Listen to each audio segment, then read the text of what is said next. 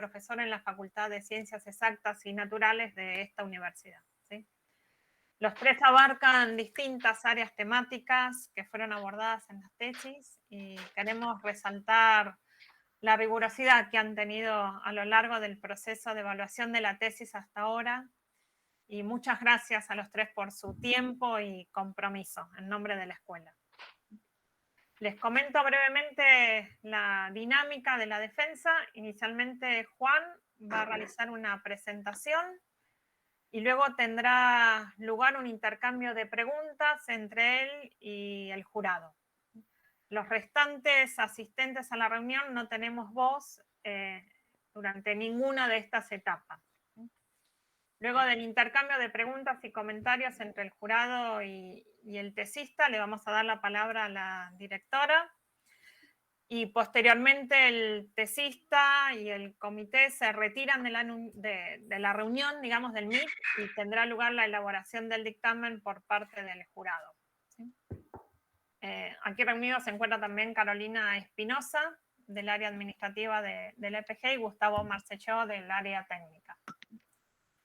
Bueno, mi nombre es Gabriela Veledo y voy a estar coordinando la defensa en nombre de la Comisión de Doctorado de la escuela. Dicho esto, queda, Juan, la defensa en tus manos. Adelante con la exposición. Cualquier inconveniente que haya con la conexión o lo que fuera, quedad tranquilo que alertamos y nos comunicamos. ¿Sí? Bueno, muchísimas gracias. Y les solicito que el resto mantengan los micrófonos silenciados, así como estamos ahora. Y adelante. Bueno, voy a compartir la pantalla primero. A ver si completa. A ver si ahí se ve. ¿Apareció? Buenísimo. Sí, se ve. Ahí. Bueno, genial. Y bueno, ahí debería verse el PowerPoint. Sí, perfecto. ¿Apareció? Se ve el PowerPoint. Bueno, bárbaro. Si se me escucha, entonces empiezo. Adelante. Bueno, muchas gracias a todos primero por estar aquí. Como bien dijo Gabriela, mi nombre es Juan Esteban Ferenza, soy licenciado en Ciencias Ambientales y candidato a doctor en la EPG. Mi tesis se titula Los compuestos orgánicos volátiles de la simbiosis pasto-endófito como un mecanismo alternativo de defensa en el vecindario, y fue dirigida por Marino Mazzini y codirigida por Patricia Fernández. Mi lugar de trabajo durante mi tesis es IFEBA, en la Facultad de Agronomía de la UBA. Entonces, bueno, voy a empezar la presentación diciéndoles primero que, bueno, que arriba vamos a tener siempre esta línea de tiempo que nos va a ir indicando en qué momento de la presentación nos encontramos. Y empiezo entonces con un poco de introducción general y marco teórico. A lo largo de la historia evolutiva, las plantas han desarrollado una gran diversidad de mecanismos para defenderse de sus enemigos, de los herbívoros. Estas defensas van desde defensas físicas, como pueden ser espinas o tricomas, a defensas químicas, que es la producción de una gran diversidad de compuestos que van desde isoflavonoides, fenoles, a una gran diversidad de compuestos orgánicos volátiles, que incluyen desde volátiles de hoja verde hasta toda una familia enorme de terpenos, por ejemplo. Estas defensas pueden ser constitutivas, esto es que la planta las produce independientemente del contacto con el herbívoro, o inducidas cuando requieren del daño del herbívoro para manifestarse o aumentar en cantidad. Una de las defensas inducidas más ampliamente estudiadas y documentadas es justamente la producción de compuestos orgánicos volátiles. Aquí esta figura está tomada de un trabajo, de un review de Dick y Baldwin de 2010. Ellos acá llaman a los volátiles de planta inducidos por herbivoría, que es la sigla en inglés que se ve aquí. Y estos compuestos funcionan de la siguiente manera. Cuando la planta es atacada por un herbívoro, libera estos compuestos que pueden cumplir una diversidad de roles ecológicos. Pueden funcionar como una defensa directa, esto es repeler directamente al herbívoro. Pueden funcionar como una defensa indirecta, atrayendo enemigos naturales del herbívoro, como carnívoros o parasitoides, y también pueden funcionar en la comunicación planta-planta. Pueden ser utilizadas como una señal por otras plantas para defenderse justamente del herbívoro que está cerca, digamos. Bueno, esto hay una amplia, hay muchísimos estudios que se han desarrollado con estos compuestos, pero más recientemente se ha visto que también los microorganismos pueden inducir la producción de compuestos orgánicos volátiles en las plantas. Esto incluye tanto a patógenos como microorganismos benéficos. Yo me voy a centrar en los microorganismos benéficos, que son microorganismos que viven en simbiosis con las plantas, formando una asociación mutualista que, digamos, es positiva para ambos miembros de la asociación, tanto para la planta como para el microorganismo. Estas simbiosis son en general conocidas por algún beneficio particular que brindan a la planta hospedante. Es muy conocida, por ejemplo, la asociación que forman las bacterias fijadoras de nitrógeno, los rizobios, con plantas leguminosas, que bueno, brindan justamente la fijación de nitrógeno atmosférico como principal beneficio para las plantas. Otra asociación muy conocida es la de los hongos micorrízicos arbusculares, que forman micorrizas con una amplia variedad de familias de plantas, y el beneficio por el que son más conocidas es por mejorar la absorción de fósforo de las plantas en el suelo. Eh, bueno, estos microorganismos, justo que les conto primero, son clasificadas como mutualismos proveedores, y también hay otros mutualismos que son conocidos como mutualismos protectores, como por ejemplo la asociación que tienen muchos pastos C3 con endófitos foliares. Yo me voy a centrar en esa simbiosis particularmente, la simbiosis pasto-endófito, que como bueno decía bien, es una simbiosis que forma muchas especies de pastos C3 con hongos asexuales del género Epiclover.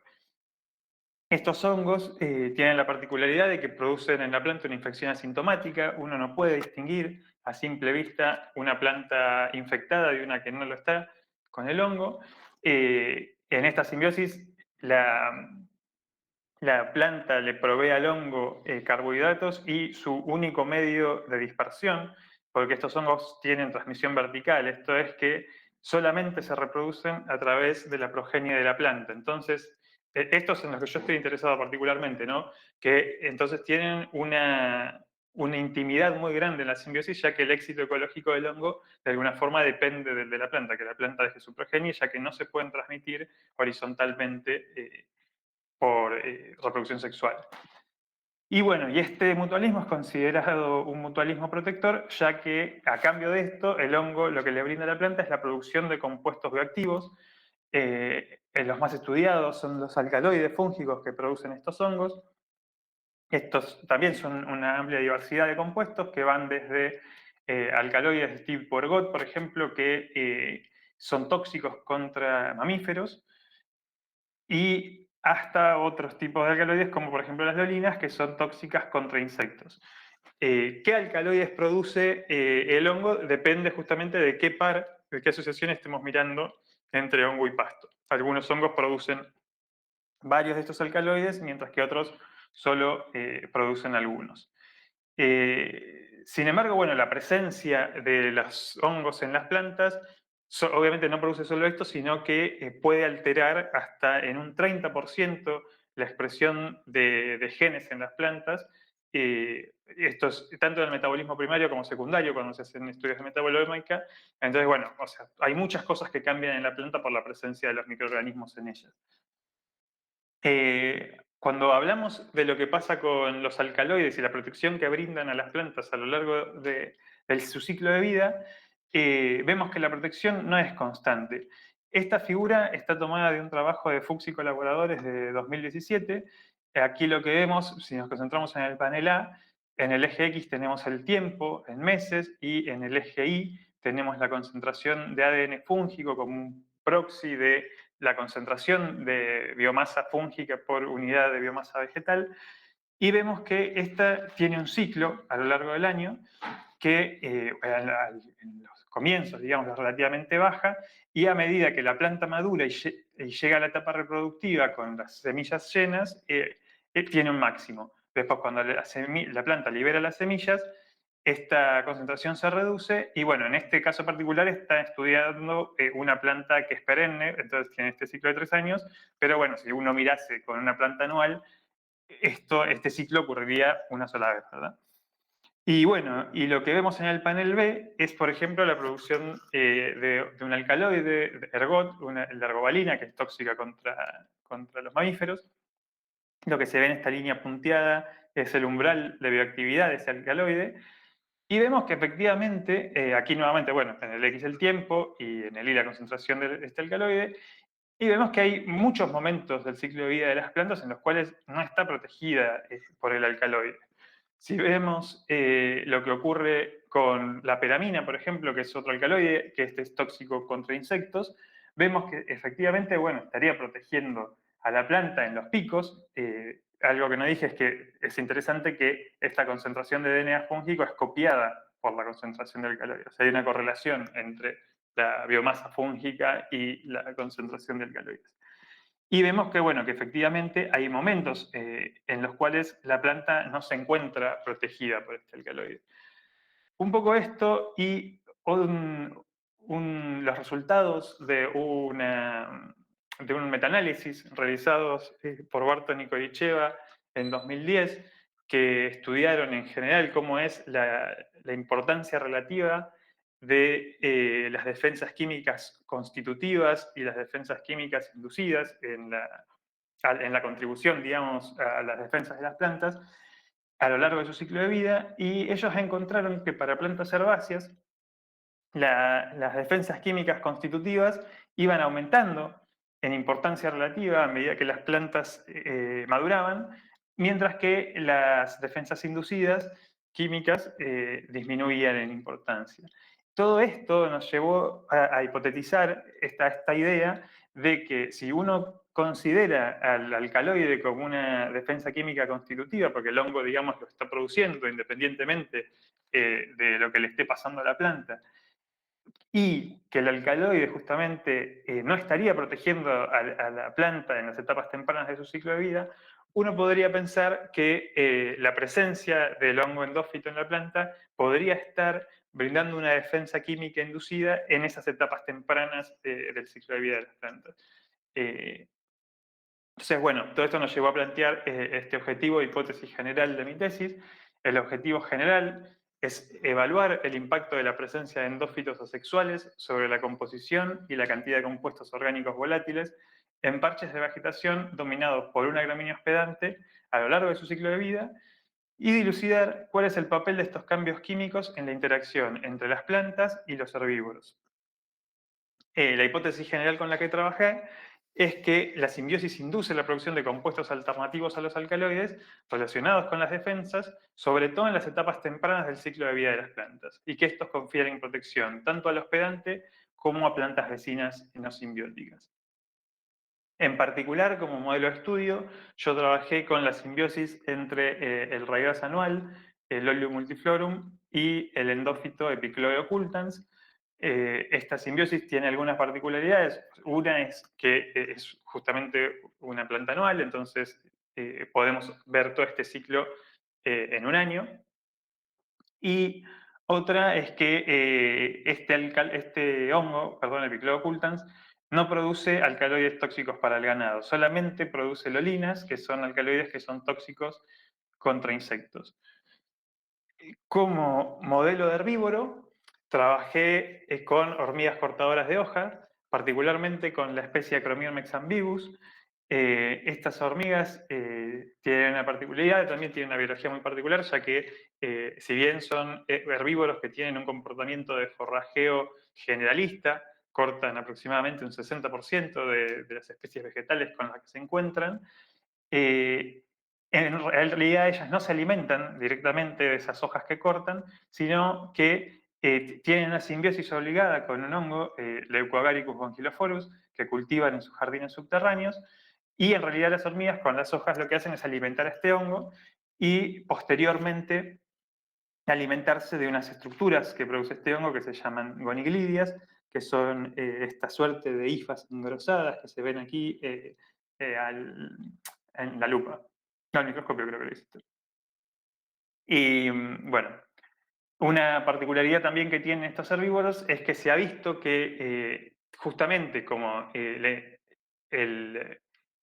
su hábito de forrajeo se puede modificar si el material que llevan al hongo no es bueno para el hongo, digamos. Si este material es nocivo para el hongo, la hormiga puede aprender a rechazar estos materiales vegetales y se ha visto que pueden utilizar a los compuestos orgánicos volátiles producidos por las plantas como una señal para dejar justamente de cortar los materiales que no son buenos para su hongo. Entonces, bueno, voy a empezar a contarles los objetivos específicos de mi tesis. Mi tesis tiene un primer objetivo, que entonces es estudiar si la presencia del endófito Epichlorocultans puede alterar el perfil de volátiles de las plantas, induciendo la producción de compuestos orgánicos volátiles de las plantas, especialmente en las etapas tempranas de su ciclo de vida. Y evaluar si esto interactúa con otras posibles interacciones. Por ejemplo, con la herbivoría, nosotros la vamos a simular con la defoliación, el daño mecánico. También queremos ver si esto cambia en un contexto en el cual las plantas estén formando o no una asociación con otro microorganismo benéfico, como pueden ser los hongos formadores de micorrizas, hongos micorrízicos auriculares. Y un segundo objetivo asociado con evaluar si estos cambios en los volátiles pueden modificar la actividad del herbívoro, las hormigas cortadoras de hoja, e inhibir directamente el crecimiento del hongo que las hormigas cultivan. Entonces, bueno, contándoles esto, les paso a contar la estructura de la tesis. Mi tesis está formada por un primer capítulo de introducción general, que es lo que les vengo contando hasta aquí, en parte. Un primer capítulo de resultados que busca responder, entonces, está directamente ligado con la primera parte del objetivo 1, que es evaluar si la presencia del endófito y el daño mecánico alteran el perfil de los volátiles emitidos por Lolium multiflorum a lo largo de su ciclo de vida. Un segundo capítulo de resultados asociado con la segunda parte del objetivo 1, que es evaluar si estos cambios dependen de si las plantas están asociadas con hongos micorrízicos arbusculares. Un tercer capítulo de resultados en el que buscamos responder si estos cambios en los box pueden modificar el comportamiento de forrajeo del herbívoro generalista como las hormigas cortadoras de hoja. Y finalmente un capítulo de discusión en general en el que busco integrar los resultados de los capítulos anteriores y evaluar bueno, el impacto que tienen los resultados que encontramos. Entonces, bueno, para empezar, les cuento el primer capítulo de resultados, en el que bueno, buscábamos responder justamente si la presencia del endófito y el daño mecánico alteraban el perfil de volátiles emitidos por Lolium a lo largo de su ciclo de vida. Aquí lo que les cuento es que los box inducidos por endofitos han sido descritos, pero para muy pocas asociaciones entre planta y hongo. Son muy pocos los trabajos que realmente ven estas diferencias entre plantas con y endofito y cómo cambian sus volátiles, con resultados además muy disímiles, digamos. En algunos casos, la presencia de los endófitos inducía aumentos en la emisión de volátiles y en otros casos pareciera que disminuye, parece depender de qué asociación estamos mirando, pero bueno, una cosa que pasa es que siempre esto se ha estudiado en sistemas muy controlados, en cámaras, en laboratorio. No había, hasta donde yo sé, antes de mi tesis, estudios realizados a campo, estudiando esta cuestión de los volátiles inducidos por endofitos, y además que se realizaban justamente en un momento particular del ciclo de vida. No se tenía en cuenta en qué momento del ciclo de vida estaban las plantas y si esto tuviera una incidencia sobre la emisión de volátiles.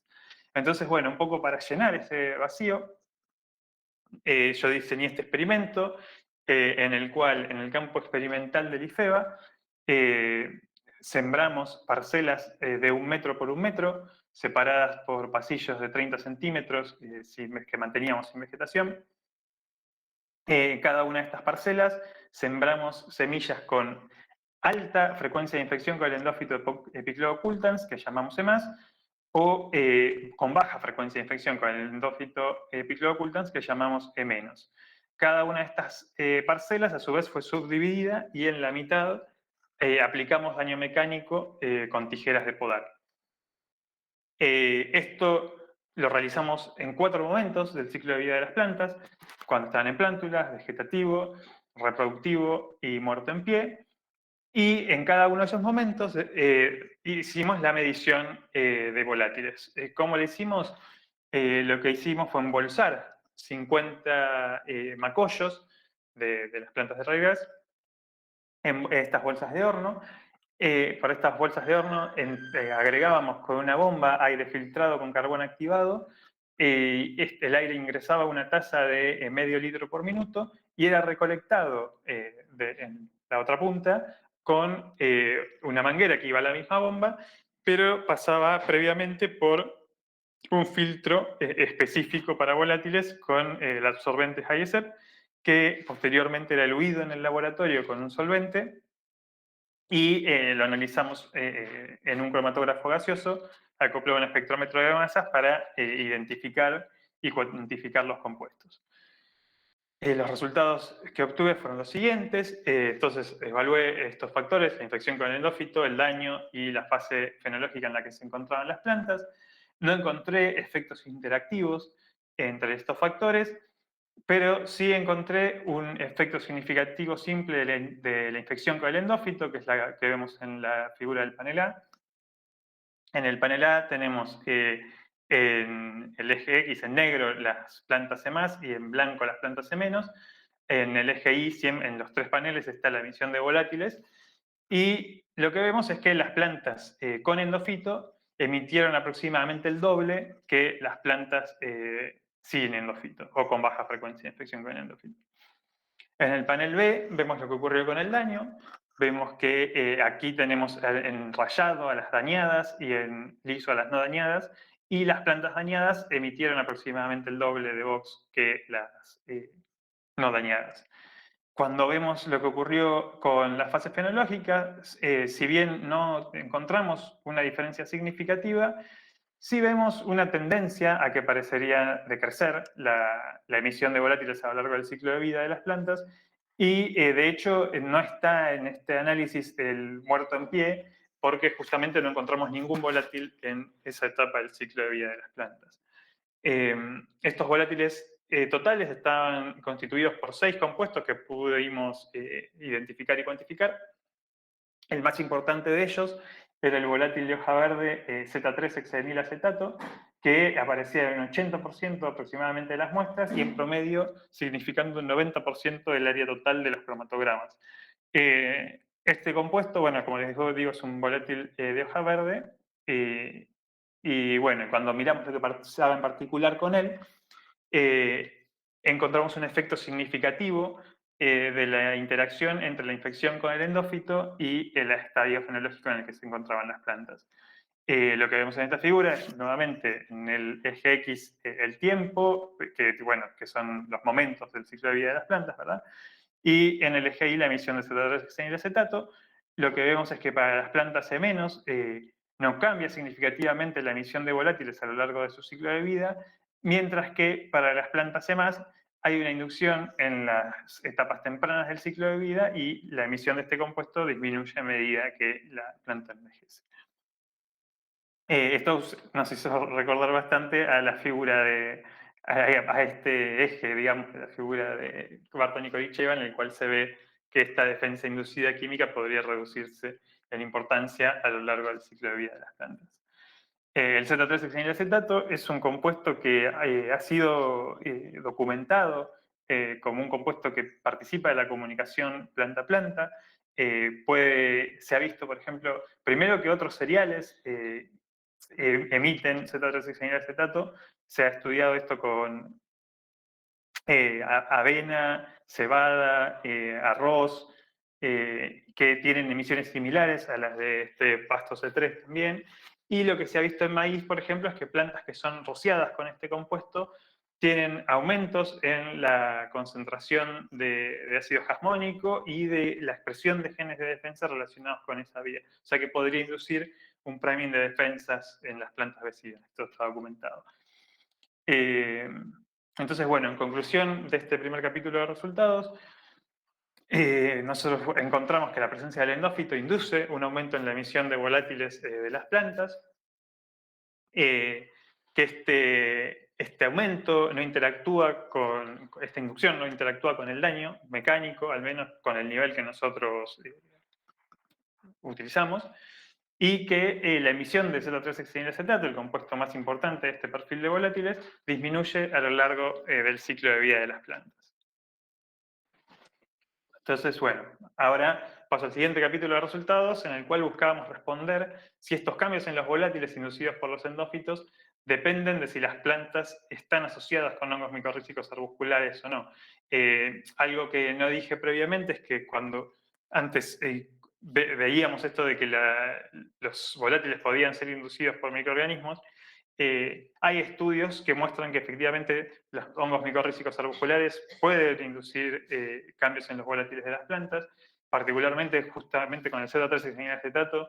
Hay un estudio que lo ve con Plantago lanceolata, que ve aumentos en la emisión de este compuesto. Y bueno, y lo que no se sabe y no se ha estudiado hasta ahora es si la presencia conjunta de dos microorganismos benéficos puede alterar este potencial beneficio que uno estaría dando particularmente, ¿no? Entonces, bueno, con el objetivo de responder esa pregunta, diseñamos un experimento aquí en invernáculo, en el cual evaluamos estos dos factores, la infección con el endófito picroocultans, nuevamente con alta y baja frecuencia de infección, y el agregado o no de un inóculo con 3 especies de hongos micorrízicos arbusculares, que están aquí, en el suelo. Lo que hacíamos en la mitad de las macetas, esterilizamos el suelo y agregamos el inóculo con estas especies y lo llamamos M+, y en la otra mitad agregamos inóculo esterilizado.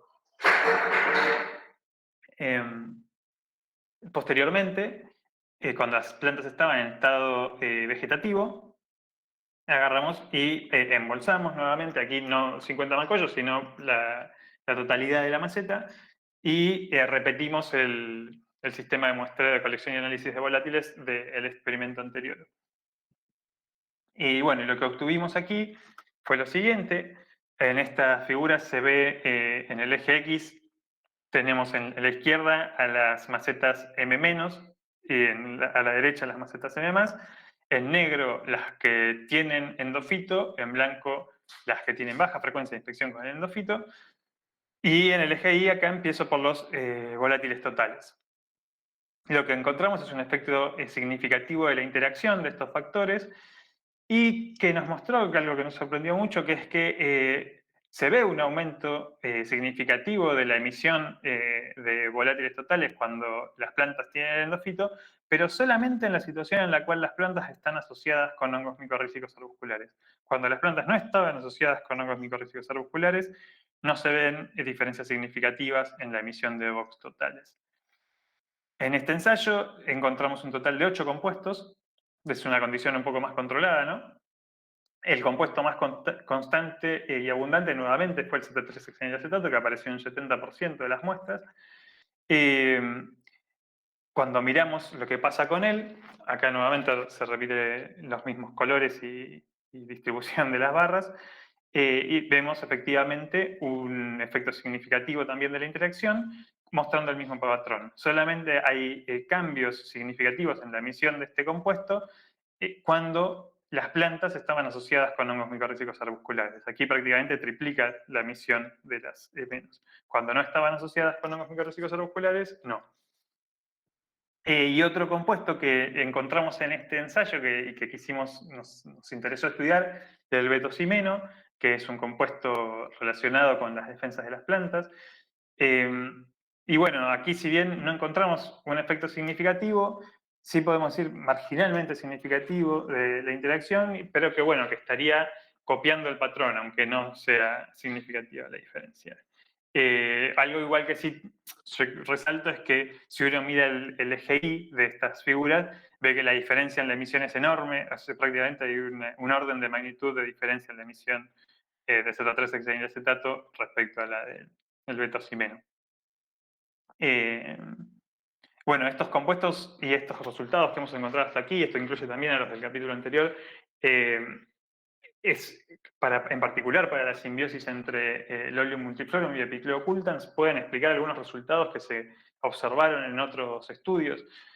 Por ejemplo, García París y colaboradores en 2014 encontraron que plantas de trébol que crecían rodeadas de plantas de Lolium multiflorum EMAS eran menos infestadas por áfidos que las que lo hacían cerca de plantas de Lolium E-. Y esto podría ser, por ejemplo, explicado por un aumento en las defensas sistémicas relacionadas con las vías del jasmónico en estas plantas de trébol, que estarían siendo, a las que les estaría llegando el Z3-hexaenilacetato de las plantas de Lolium E+.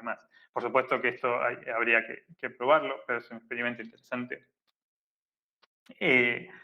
Después, también, por ejemplo, Pérez y colaboradores en 2017 encontraron que las plantas de Lolium multiflorum E+, eran menos visitadas por vectores de patógenos y que esto reducía la incidencia y severidad de la infección con el hongo Claviceps purpurea, que es el que produce la enfermedad del cornezuelo en este y otros cereales.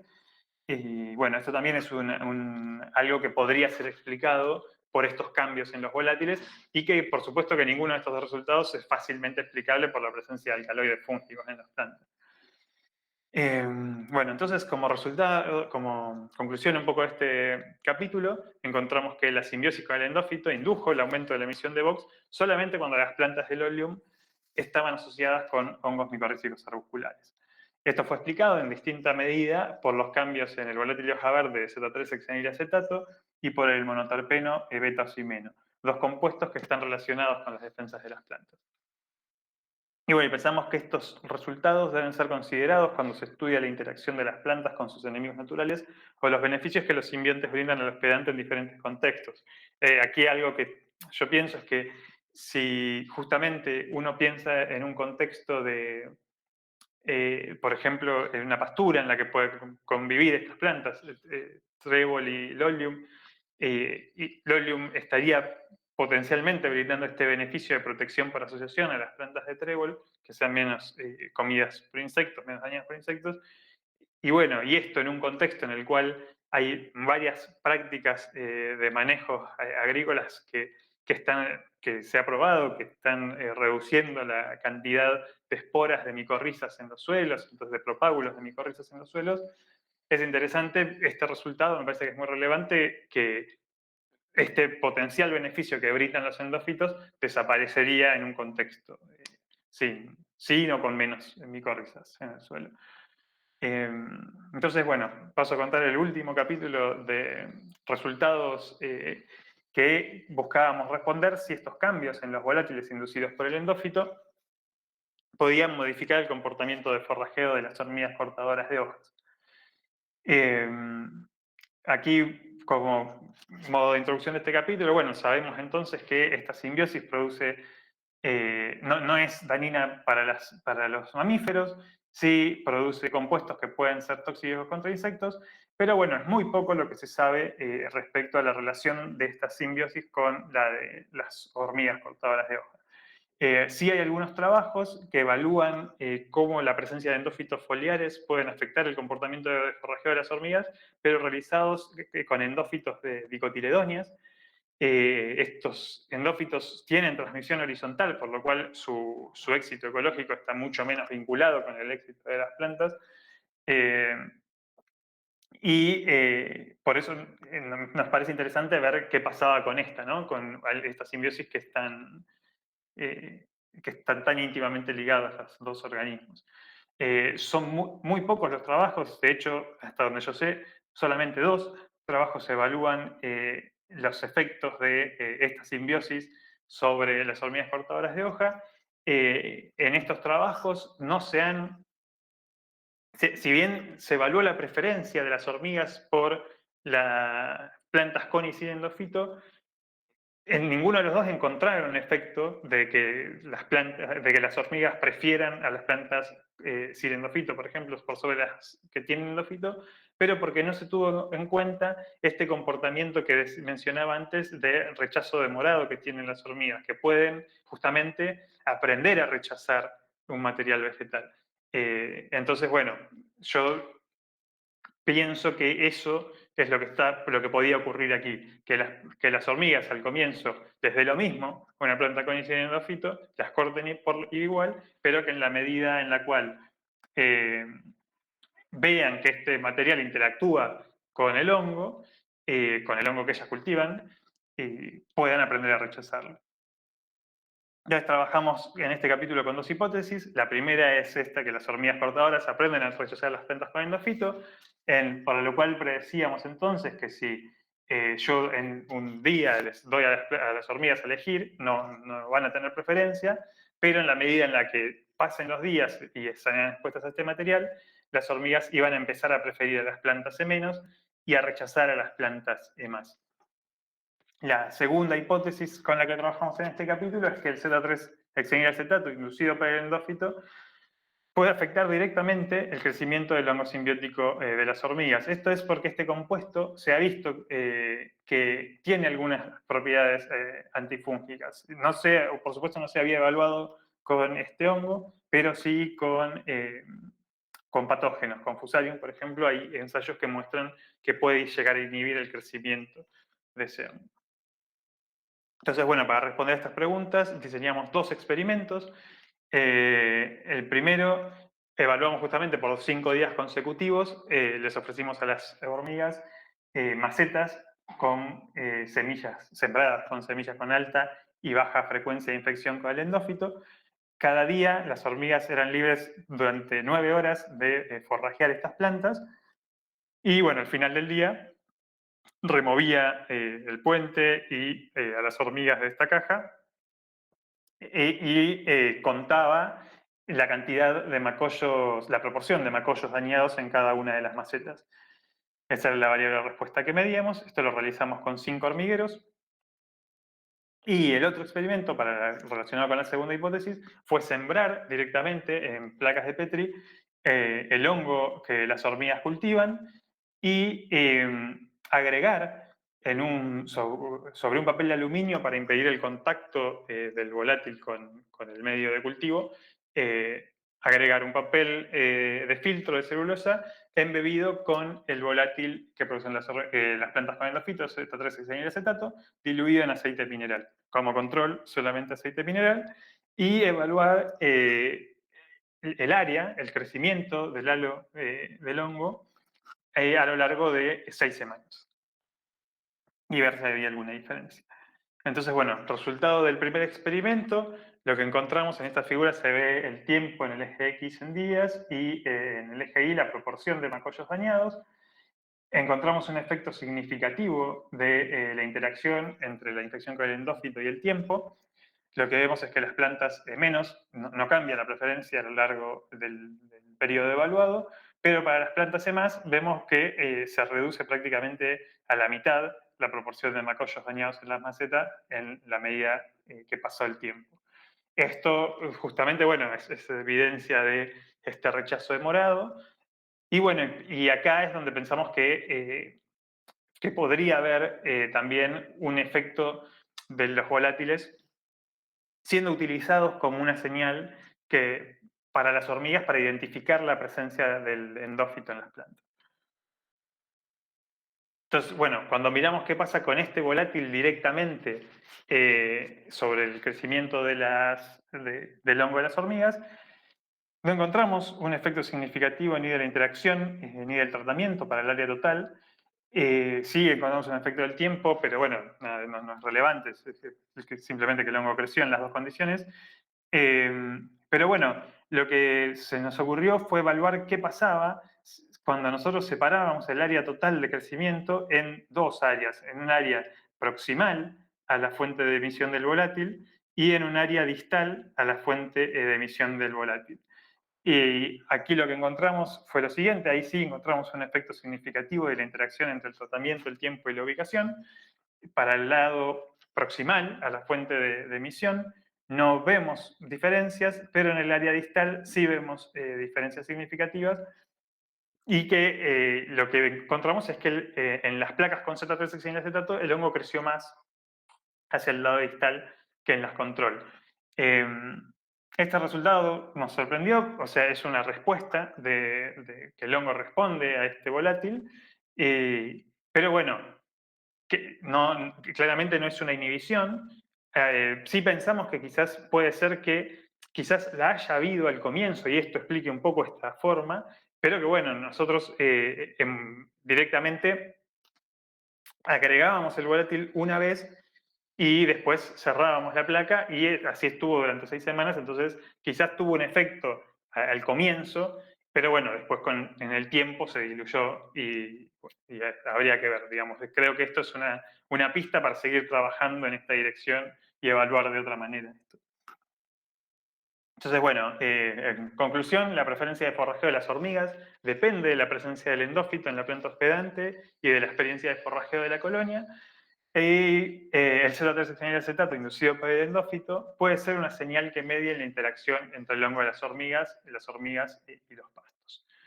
Entonces, bueno, como corolario un poco de la tesis, si vuelvo a repasar lo que encontramos, contrastándolo con los objetivos que nos propusimos, encontramos efectivamente que la presencia del endófito induce cambios en el perfil de volátiles de las plantas y que esta inducción no es igual a lo largo del ciclo de vida, es más importante en las etapas tempranas del ciclo de vida de las plantas.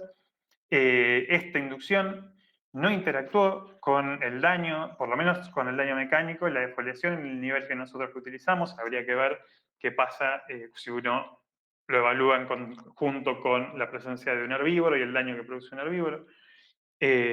También encontramos que sí depende de la presencia conjunta de otro microorganismo benéfico, como los hongos micorrízicos arbusculares. Nos parece que es un resultado muy, muy interesante y novedoso porque no se había evaluado nunca, hasta donde sé, la presencia conjunta de dos de estos microorganismos sobre este rasgo de las plantas. Y bueno, y también encontramos que la presencia del endófito puede modificar la actividad del herbívoro, producir un efecto a través de los volátiles en el hongo que cultivan las hormigas.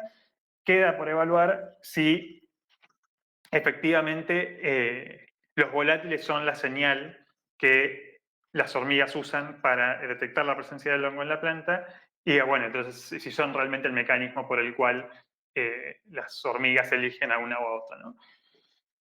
Creo que esto contribuye a un campo que están apareciendo resultados nuevos, pero que todavía falta un montón por hacer. Me parece que esta cuestión de los volátiles inducidos por simbiontes es novedosa. O sea, hay algunos trabajos, como les decía, con micorrizas, algunos con rhizobios y en leguminosas, y muy pocos con estos endófitos asexuales, foliares del género Epicloa y los pastos.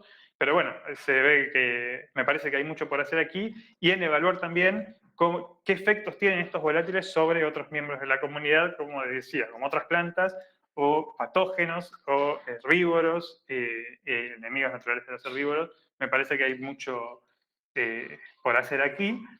Y finalmente, también algo que quiero decir es que, si bien nosotros entonces encontramos que los volátiles inducidos por el simbionte se reducen a lo largo del ciclo de vida de las plantas, me parece que queda por realizar un ensayo en el cual realmente podamos contrastar esta importancia relativa con los alcaloides, que si bien fue descrita para varias asociaciones entre pastos y endófitos, que los alcaloides aumentan a medida que la planta madura, porque está relacionado con la madurez de las plantas, nunca se midieron conjuntamente. Entonces creo que diseñar un ensayo como el que nosotros hicimos en el capítulo 2, pero en el que mida a la vez la producción de volátiles y la concentración de alcaloides fúngicos en las plantas, me parece que, bueno, que responde a esta pregunta y a este modelo que para mí me resulta muy interesante.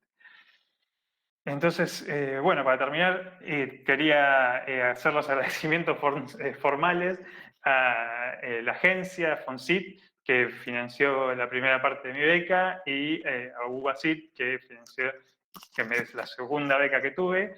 De FONSIT también salieron los fondos para realizar todos los experimentos, para ir a buscar los hormigueros.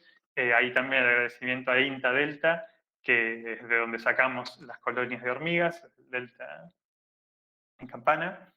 Y bueno, al IFEBA y a la Facultad de Agronomía, que bueno, el IFEBA está cofinanciado por FAUE y CONICET. Y bueno, por supuesto al EPG, y un muy especial agradecimiento a mis directoras, que bueno, son maravillosas investigadoras, de las cuales aprendí, aprendo y espero seguir aprendiendo un montón. Y bueno, de una calidad humana muy grande. Muchas gracias. Gracias, Juan, por la presentación. Pudimos seguirla perfecto por la claridad de Internet nos jugó a favor y por la claridad de tu presentación. Así que damos lugar al espacio de preguntas por parte del jurado. Si querés, podés dejar de compartir pantalla para poder verle la cara al resto y cualquier soporte que necesites se vuelve a compartir pantalla. ¿Sí? Muchas gracias. No hay un orden preestablecido en el cual el jurado formula sus preguntas, así que los invitamos a que inicialmente abra alguno el micrófono y se atreva a romper el hielo. Y lanzamos esta parte de intercambio de preguntas, comentarios, dudas que puedan estar teniendo, sea de la presentación o del manuscrito que recibieron en su momento por escrito. Yo puedo empezar si quieren. Adelante, Carmen. Bueno, una lástima no poder aplaudirte, Juan. Vienen los aplausos ahora. Podemos hacer un aplauso ahora y lo repetimos hacia el final. Eso es lo primero que quiero decir es eso, es mis felicitaciones a tu trabajo, al trabajo con tu tutora y tu cotutora. Me parece que hiciste un posgrado que está precioso, está como más allá de que genera un montón de preguntas posteriores y perspectivas, que es justamente lo que una de las cosas que tiene que hacer un buen posgrado, en lo que vos te concentraste está muy, muy bien. La lectura de la tesis en sí, el documento escrito, me resultó fácil, me resultó amena, me parece que está bien escrita. Tengo comentarios en detalles menores que podría hacerte llegar. Me parece que presentás la parte introductoria, lo mismo que lo hiciste acá en la presentación, de manera tal que uno llega naturalmente a partir de ese conocimiento previo. Bueno, mi hipótesis planteada es y por lo tanto mis objetivos y bueno, y los resultados esperados. Que bueno, estaba esa cosa del capítulo 3 que ya vi que varios de este jurado te lo señalaron y que ya lo solucionaste. Así que en general me parece que es un trabajo que está muy, muy bueno. Me parece que es un trabajo que además hace aportes al conocimiento general. Esa gráfica en la que vos te concentrás del trabajo de Barton y Corichea, que da la evolución de las defensas en función del tiempo, tu trabajo tiene el enorme mérito de eso, que es un modelo, una hipótesis general a partir de análisis de metadatos. Tenés información bien concreta que apoya eso que está ahí presentado y eso me parece que es una fortaleza grande. Me parece que está re bueno eso. De los detalles menores y errores de la tesis, de pronto, no sé, después en un correo se los paso a ustedes. Cuando me refiero a detalles menores, es realmente detalles menores. Por decirte algo para que no te asustes, es, por ejemplo, en el texto vos citás la figura del del capítulo 5 como figura 6 punto algo. Pero después son las figuras 5 punto no sé qué. Ese tipo de detalles te los pasaré después por correo, solo para que los corrijas en la versión final de la tesis, ¿no? Una cosa que es un detalle, pero que la quiero decir en voz alta, que tiene que ver con un problema que tenemos los biólogos, si nos consideramos biólogos, es de cómo expresamos los resultados. Yo esto lo insisto hasta el cansancio, donde puedo, con mis alumnos, con los referatos, con qué sé yo. Cuando uno habla de cifras, tiene que presentar las cifras significativas. Uno no puede decir 28.34 más menos 0.32. Después de que empezaste con las cifras significativas en el error, no tiene sentido hacerlo así. 28.34 más menos 0.032 es 28.3 más menos 0.3 y eso es lo correcto y tenemos que tratar de hacer bien las cosas con eso, con las aproximaciones correspondientes. También es un detalle menor, pero estaría bueno que quedara prolijo eso. Si bien el 80% de los papers que lees tienen las cifras significativas mal expresadas, te aviso. Pero bueno, está. Bien. ¿Sabes qué? Después, si pueden, me mandan el artículo, porque traté de bajarlo y siempre me llevaba a un link que era como cruzado con otra cosa, y por más que me decía que estaba bajando eso, me bajaba otra cosa, y como acá no teníamos la suscripción, en realidad lo que estaba haciendo es usando el sitio de los rusos, y no pude, y ahí no pude. Yo se lo mando. Está quedando grabado, Carmen. ¿Eh? Está quedando grabado todo. Bueno, está bueno, pero... Hacemos luego el intercambio de archivos, tus comentarios con el artículo. Bien. Bueno, sí, ya... puede ser también una particularidad que me pasó, una anécdota graciosa con el archivo, que es que con el paper, que hubo al final de todo el proceso de intercambio, cuando llegó al final, el error del nombre. no soy Fiorenza Juan Esteban, sino que soy Esteban Fiorenza Juan. O sea, me pusieron como apellido Esteban, entonces el artículo está como Esteban y colaborador de 2021. Hay un corrigiendo. Hacen el adendum, eso sí, pero no pude bajar el original. Yo lo entiendo. Bueno, muy bien. A ver. Algunas preguntas ahora sí un poco más concretas. Bien.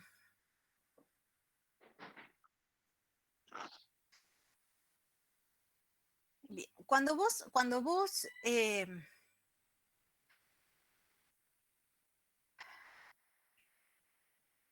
bien, cuando vos hablas esto del efecto de los alcaloides, que algunos son activos contra herbívoros vertebrados, el ganado, y otros son activos contra herbívoros invertebrados. Vos en un punto general que manejás por ahí es que hay manejos en los que se tiende a favorecer los endocitos, las plantas con endofitos amigables para el ganado. Supongo que a eso te referís con que no tenga el conjunto de alcaloides que son activos contra ellos. Ahora, vos sabés, y esto es un poco curiosidad, qué pasa con esas en la producción de los otros. Vos al favorecer eso, no favoreces o desfavoreces lo que vendría a ser la resistencia contra herbívoros invertebrados, contra los insectos. Y eso está relacionado también un poco con el modelo de cómo evolucionan las defensas. ¿Vos qué predecís de eso? ¿Cuál sería el punto de equilibrio frente a favorecer una u otra en las prácticas, ¿no? A favorecer una u otra producción, ¿no? Es como una pregunta bien general del asunto, ¿no? De tu trabajo, pero me interesó bastante esto de las posibilidades de que estos resultados tengan alguna luz en cómo eventualmente se podrían hacer manejos. ¿Me explico? Sí, está buenísimo. Creo que sí, a ver, vos decime si respondo bien, pero a mí lo que yo tengo entendido es, particularmente esta simbiosis entre el raigrasa anual y Epicleocultans no produce, naturalmente el hongo no produce ergots ni ninguna otra variedad de alcaloides que sean tóxicos contra mamíferos, pero de todas maneras igualmente el que se vende, o sea, cuando uno va y compra semillas de raigras, para sembrar una pastura, las venden libre de endofito igual, porque está asociado el endofito con las enfermedades que producen el ganado, las variedades que sí producen alcaloides tóxicos, que no son con raygrass anual, pero que ocurren con el raygrass perenne y con la festuca, que producen enfermedades tanto en las vacas, la festucosis, como la parálisis del raygrass en las ovejas, ha sido descrito en Nueva Zelanda. Y bueno, y sé que los que se llaman endofitos seguros, en realidad son manipulaciones genéticas para que no produzca unos y sí produzca otros. O sea, esas asociaciones producen, por ejemplo, la festuca produce ergots y produce lolinas, no es que produce unos y no los otros. Y cuando producen lolinas, además producen muchos más que Lolium multiflorum con el Epiclodo ocultans. Pero yo creo que a los términos de este modelo general, que espero, porque creo que hay que poner a prueba, pero que espero se cumpla, me parece que no interactuaría negativamente, porque las plantas, o sea, lo que no puede hacer el hongo, digamos, es producir los ergots, la manipulación se hace sobre el hongo, entonces el hongo no produce los ergots, produce las lolinas, protege de los insectos en las etapas en las cuales hay una concentración de micelio y por ende de alcaloides por encima de ese umbral de bioactividad. Y bueno, yo creo que si simultáneamente ocurre esta inducción de volátiles por el endófito en las etapas tempranas del ciclo de vida, me parece que estarían protegiendo a lo largo de todo el ciclo, ¿no? O sea, compensándose primero los volátiles y luego las lolinas o las peraminas u otros alcaloides tóxicos contra los insectos, pero no contra el ganado. No sé si Bien. respondí. Sí. A su vez se sabe, ¿no?, que las lolinas aumentan en su producción como respuesta a la herbivoría, ¿no? Hay un trabajo. Ahí mencionás un trabajo, ahí va, sí. Sí, hay un trabajo de Wilmer. Sí, perdón. No, está bien. ¿Tenés alguna idea, una hipótesis de cómo sería esa detección por parte, para que se produzca ese aumento de las lolinas? Y la verdad que, sinceramente, no, y tampoco me parece que en el trabajo en el que describen esto, que es el de Bultmann de 2004, Mm. ellos me parece que tampoco tienen demasiado claro cómo es por qué el endófito produciría más alcaloides cuando es dañada la planta por el herbívoro.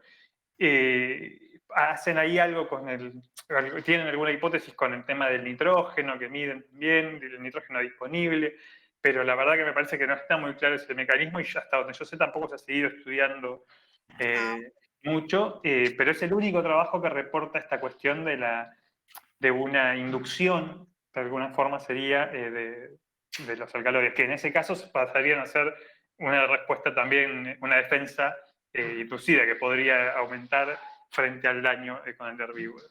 Pero bueno, sin embargo, como decía antes, yo en mi marco, como yo lo pensé como defensa constitutiva, es por esta cuestión que se ve, que está documentadísima, de que cuando aumenta la concentración de micelio, aumenta la concentración de alcaloide, independientemente de lo que le esté pasando al planta. Está bueno. A mí esto, un comentario general, así para compartir nomás, a mí esto de los holobiontes y sobre todo de la evolución, ¿no? Yo cuando doy clase digo, qué maravillosa que es la evolución, ¿no? ¿Cómo llegamos a este estado de las cosas? Porque todas las cosas que no sabemos y hay que explicar, pero es cómo funcionan, me parece una cosa, pero así maravillosa. Todas las interacciones que se dan, es como, nada, no deja de maravillarme después de no sé cuántos años de trabajo, me parece fantástico.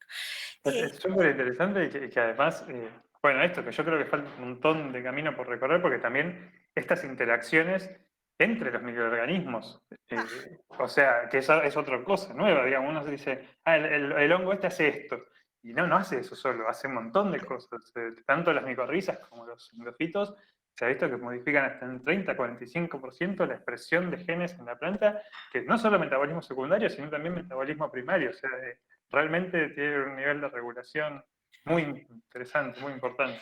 A mí también muy interesante.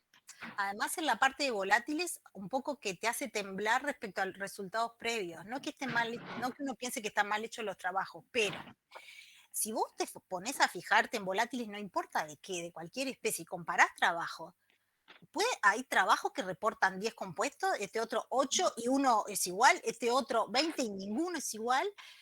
Y claro, si te pones a mirar la fina del experimental de materiales y métodos, esto, por ejemplo, que vos hiciste y donde vos te enfocaste, nadie nunca lo controla, a menos que estén trabajando en esto. Pero nadie se Claro. ocupa de ver la tierra que tenía, yo qué sé, ese tipo de cosas. Entonces me parece que está re bueno todo esto.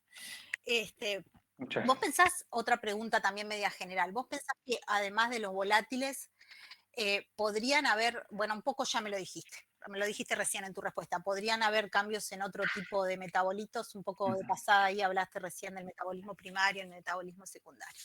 Sí, Una de hecho, pregunta chiquita, sí, dale, no, por favor. perdón, no, sí, que de hecho eso quería agregar, que nosotros también en un momento pensamos, una cosa sorprendente es esto de que, bueno, no encontramos nada en la brosa, o sea, no encontramos volátiles, pero bueno, sin embargo, uno de estos dos trabajos que citaba, que están realizados con hormigas y la simbiosis entre patógenos y endofitos, es de Marina, y que Marina, si bien no encontró diferencias en la preferencia entre plantas E más y E menos, sí encontró diferencias entre que las hormigas preferían a las plantas que crecían sobre brosa E-. O sea que había algo en la brosa E+, independientemente de que Otra las cosa, plantas fuesen E+ o E-, que no les gustaba a las hormigas y que ahí hay otro tipo de los alcaloides se degradan muy rápidamente, volátiles yo no encontré, así que no puedo decir que hay, pero hay evidentemente algo en esa brosa que pueden ser flavonoides, isoflavonoides, fenólicos, no sé, algún otro metabolito secundario que podría generar un rechazo inmediato en las hormigas, por ejemplo. Así que sí, que creo que son muchas las cosas que cambian con el endorfina. claro, bien.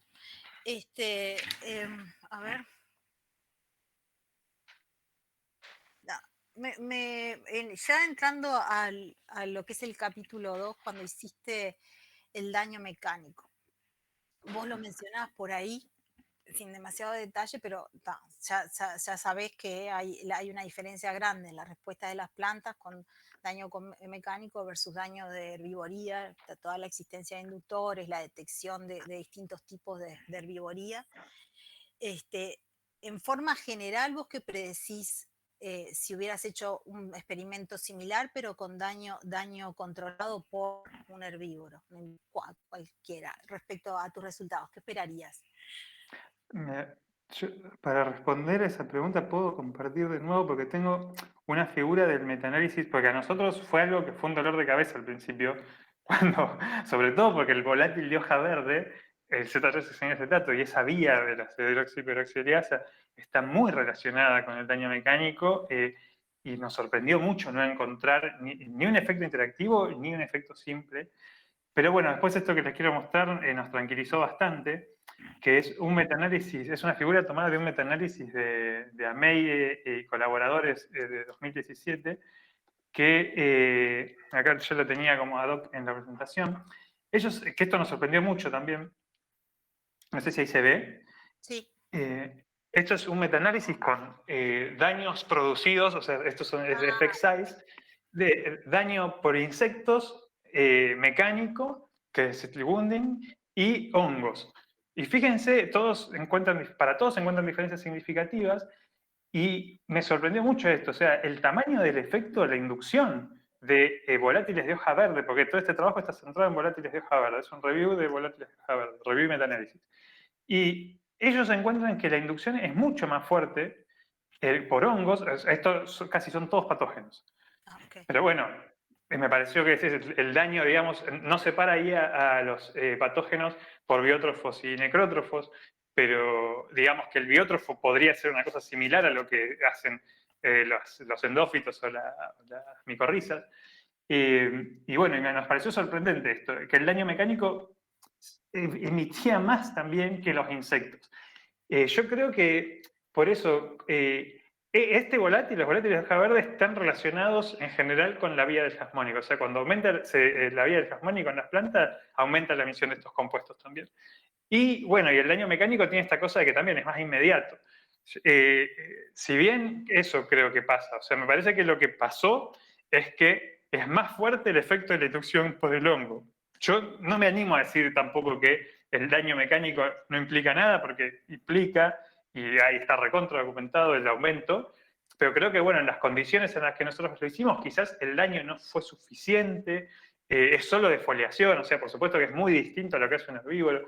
Ellos acá en este trabajo tampoco encuentran diferencias significativas entre lo que hacen los masticadores y los ¿cómo se llama? Fitosuxívoros, que activan, ¿no?, la otra vía, la del salicílico.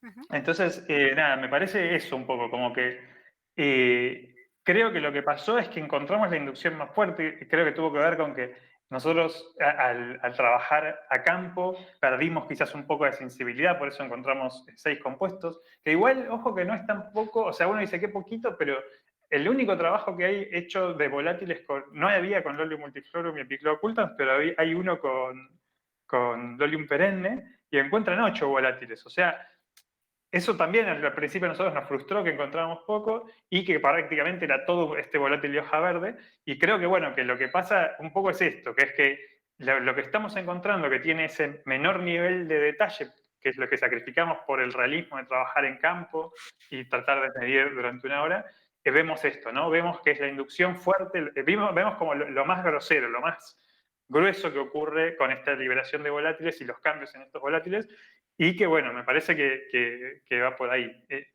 No sé si respondí. Sí, sí, perfecto. Pero- Buenísimo.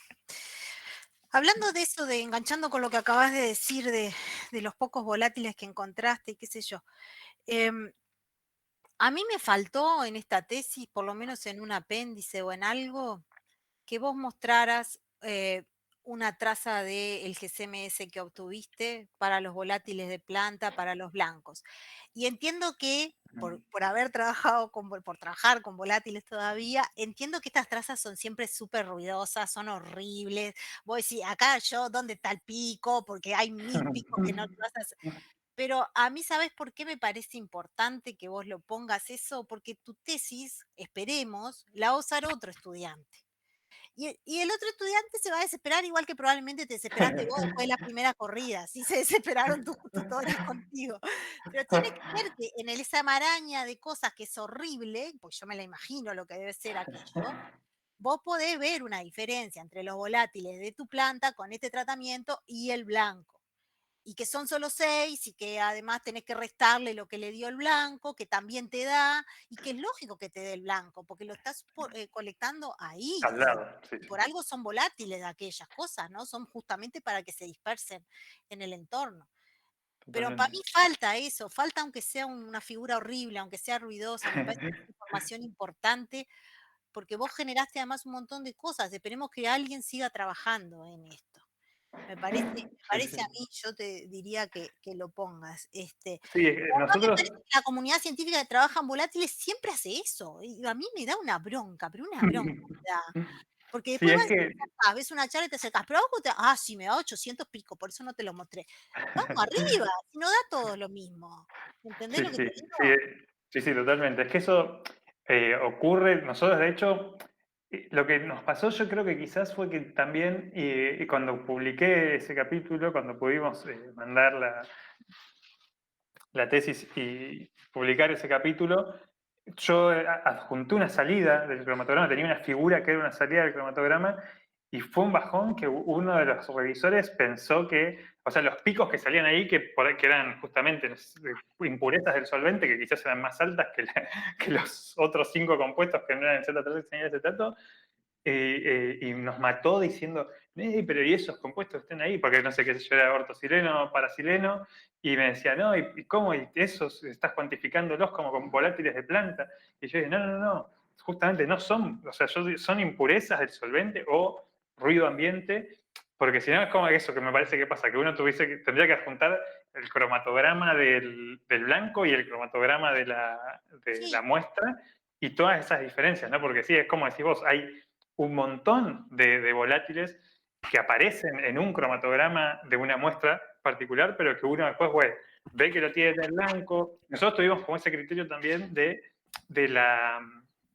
que aparezcan muchos, ¿no? O sea, si no era un compuesto que aparecía en muchas muestras, y la verdad que pienso que es ruido porque es como digo, es muy difícil trabajar con volátiles por la diversidad que hay. Pero sí, sí, coincido en que está bueno compartir las tablas crudas y y todo ese material que uno filtra después, porque al final se queda con 6 compuestos de una maraña enorme que está en esos Exceles que tienen cantidad y cantidad de filas. Sí, sí, total.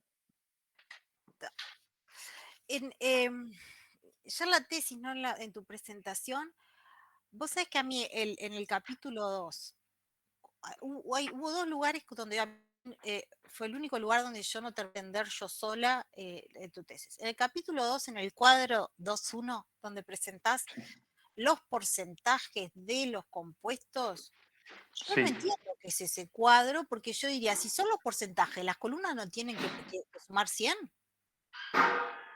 No, No porque lo es entiendo. el, no, es el promedio de los porcentajes. Es cuánto en promedio era en porcentaje ese compuesto en las muestras en las que aparecía además. O sea, por eso no suman 100. Por eso no te suma 100. Claro, es en las que está en promedio qué porcentaje del total del área eran. Entonces, en algunas es el 80, en otras. Y por eso no Entonces, me parece suma. que la leyenda del cuadro tenés que explicarla un poco más. eh, qué es lo que expresa eso, porque yo la miraba y decía, ¿y para qué, y para qué me sirve esta información? En realidad de ese cuadro lo que a mí me quedó más que nada fue el número de muestras en el que te aparecía el pico. Entiendo eso de por qué no suma 100. De repente explicando un poco en la leyenda un poco más qué es lo que son los porcentajes, ya no está eso. Ta. Después, la identificación, vos explicás ahí que la hiciste en base a los datos, a los espectros de las libraries, de la NIST.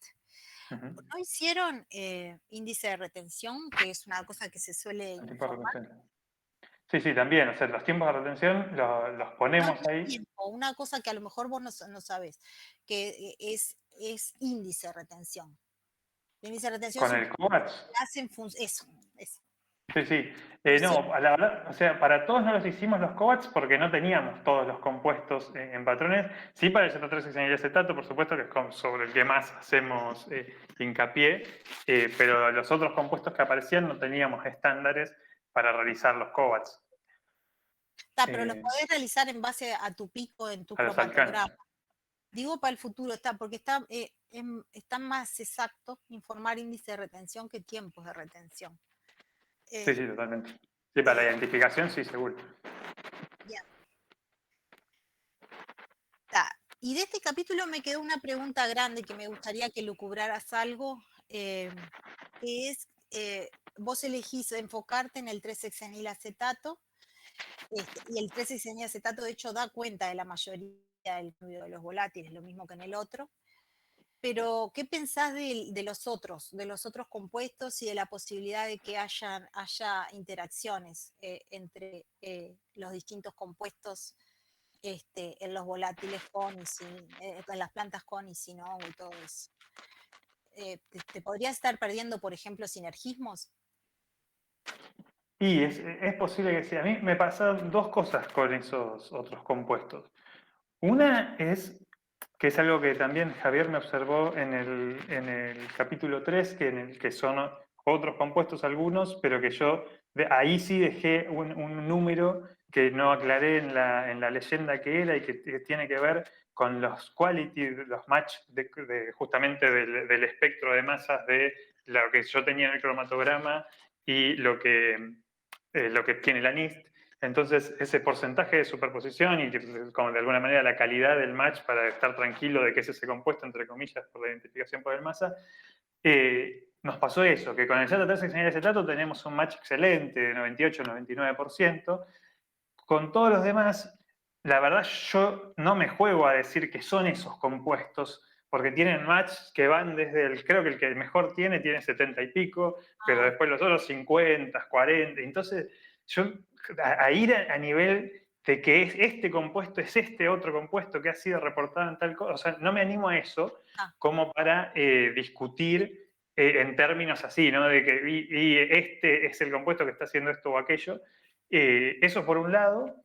Y por la otra, eso de que también, cuando yo muestro en las tablas, un poco lo que trato de mostrar ahí es que los que aparecen y que tienen relativamente buenos match, que son el nonanal y el decanal, no parecen variar entre tratamientos, o sea, parecen ser más o menos iguales. Y lo que sí pasa en el capítulo 2 es que esos otros compuestos, que si bien yo no me animo a discutir por esta cuestión de la calidad de los match, sí aparecen y son conspicuos en algunos tratamientos, aparecen sobre todo en el reproductivo. Eso me parece que sí es interesante, como que pareciera haber una mayor diversidad de compuestos, si bien en menor cantidad todos, en el reproductivo. Pero bueno, en realidad la respuesta a su pregunta de por qué no los discuto más es por eso. Y por eso, de hecho, en la tabla 1 los identifico directamente como alcano no identificado, aromático, poliaromático. Como que yo miro, sí, los picos principales del espectro de masas que me dicen alguna pista de qué tipo de molécula es, pero no me animo a jugármela a nivel de compuesto y discutir a ese nivel como si con el acetato, que por ejemplo hicimos los COVAS y sabemos que es ese. Lo mismo con el oximeno. Con el beta-oximeno me animé por eso, porque tiene buen match y lo teníamos. Entonces, ahí me parece que es diferente el grado de confianza que yo tengo en las elucubraciones que puedo hacer sobre esos compuestos en respuesta a la presencia del hongo en las plantas. Bien, muy bien. En el capítulo, tengo muchas preguntas porque está tan lindo el trabajo que me generó un montón de cosas. Voy a tratar de acotarme y además dejarle lugar a mis compañeros en tribunal. Del capítulo 3, de todas las que tengo, te quiero preguntar dos en especial. A ver si estoy bien parada. El capítulo 3 es el que tiene A las micorrizas. 3 hongos, ¿verdad? Sí, está. ¿Vos cuantificaste de alguna manera en ese inóculo la relación entre los 3 hongos? ¿Las micorrizas? ¿Entre los 3 formadores de micorriza? O sea, los 3 que agrego en el inóculo. Sí. No, ahí directamente, o sea, lo que es usar, son 3 hongos que son muy utilizados en los inóculos en general de micorriza, son muy comunes, digamos. Y no, o sea, vos me preguntás si hay más de uno que de otro, Claro, y es... la pregunta en No, el no, a fondo, nivel de especie la no. pregunta en el fondo es si eso no podría afectar a su vez la respuesta, porque sea distinto lo que obtiene la planta como bloques constructores para la biosíntesis, porque ya tenga más de una cosa que de otra por tener distintas proporciones de hongos. Esa es la pregunta en el fondo. Sí, no, o sea, la respuesta es que no, a ese nivel no lo miramos, no identificamos, digamos, qué especie es con la que micorrizó más o menos. Sí miramos qué pasa con el nivel de micorrización en general Sí. en las macetas, porque sí se sabe que la presencia de los endófitos puede interactuar con la capacidad o la afinidad de la planta con los hongos formadores de micorrizas y formar más o menos esa simbiosis en diferentes condiciones, y también, de nuevo, ahí depende mucho qué especie de planta y qué especie de hongo estemos mirando. Pero lo que sí vimos nosotros es eso, es que la micorrización no fue distinta entre las plantas E más y E menos, y eso nos parece que es importante, que tenemos el efecto de tratamiento. Pero no lo miramos a nivel de especie, de qué especie de hongo es la que está generando eso. Me parece que es un paso a futuro también, quizás, porque quizás el pasto tiene una afinidad en particular más con alguna de esas especies de hongo que con la otra, y que cada una pueda tener efectos diferentes a nivel de los cambios que produce el metabolismo secundario del pasto. O sea, no lo hicimos, pero me parece que es algo interesante que a futuro, es hilar más fino, ¿no? Es ir afinando este patrón general que nosotros encontramos, que no, nosotros, las micorrizas acá eran un contexto, no nos metimos mucho en ese nivel de detalle. Bien. Despierta inquietudes la tesis, eso está bueno, habla de su solidez. Carmen, si estás de acuerdo, le damos un espacio a Javier y Luis. Bueno, y dale. retomamos eventualmente nuevamente luego. Dale. Bueno, nada, felicitaciones de vuelta, me encanta el trabajo, también felicitaciones para tus tutoras. Y Muchas gracias. una cosa que no te dije, que me gustó mucho, mucho, es esa figura que generaste, que podríamos llamarles que es un graphical abstract de tu tesis. Me parece que está clarísima, está preciosa como figura. Que ya la Muchas tesis gracias. la usaste. Bueno, felicitaciones. Muchísimas gracias, Carlos. Retomamos luego igual, ¿eh? O puedes ir interviniendo con los comentarios que surjan de Javier o Luis. Adelante cualquiera de los dos. Bueno, si quieren... Ahí Javier con micrófono abierto. Adelante. Quieren voy yo. Bueno, bueno, como primera cuestión, sumarme a las felicitaciones de Carmen por tu trabajo de tesis, que me parece que más allá de que en lo formal cumple con lo que se espera de una tesis doctoral, en este caso particular, me parece que tiene mucho mérito porque es un muy buen balance entre lo que es trabajo de campo, es trabajo de laboratorio, trabajo en gabinete, en condiciones más de campo, más de invernáculo, hay un poco de todo. Tiene un análisis muy adecuado de esos datos y además tiene un diseño que está muy bueno, que parte de preguntas originales que son muy interesantes, se apoya en el marco teórico, o sea, conceptualmente está muy bien apoyada en lo que se sabe del asunto que se está investigando, y entonces a partir de ahí surgen cómo poner a prueba, cómo abordar esas preguntas y todo el diseño, todos los diseños de los 3 capítulos son muy elegantes, están muy ajustados a la pregunta que se hace y a lo que se quiere, a lo que se quiere obtener respuesta. Y eso no es tan habitual. No es tan habitual porque acá toda la tesis tiene esa elegancia y está tan bien ajustado, pregunta, hipótesis, con sus predicciones y con el diseño que se utiliza para ponerlo a prueba. Es cierto también que hay algunas preguntas, hay algunos temas de investigación y algunos contextos en donde es más fácil experimentar y entonces es más fácil hacer ese ajuste que en otros. Qué sé yo también por lo que trabajo y por las otras tesis que también evalúo, a veces no se puede hacer tan prolijo tampoco porque son cosas muy de campo, donde se conoce menos o donde el sistema da para menos. Pero no importa, hay que hacerlo así. Y eso creo que es un mérito grande tuyo, un mérito de tus dos directoras. Y entonces, por eso te digo, mi felicitación va porque es un producto muy bueno para tesis, que va más allá de que cumple con lo que se espera de una tesis doctoral. Por otro lado, la tesis está muy bien escrito, también eso es un placer. Muchas veces uno se encuentra con tesis que, si bien se entienden, se complica, por lo menos a uno que es medio obsesivo con algunas cosas, y tu tesis está muy bien escrita, es muy clara, es concisa, entonces no tenemos eso de que se repiten 5 veces las mismas cosas en distintos lugares. Tiene muy pocos errores, así que eso quiere decir que vos y tus directoras trabajaron, se pusieron y realmente se empaparon en presentar esa tesis de esa manera. Y eso también me parece que es muy importante. Y finalmente la presentación de hoy a mí me pareció lo mismo. Me parece que va de la mano de lo anterior.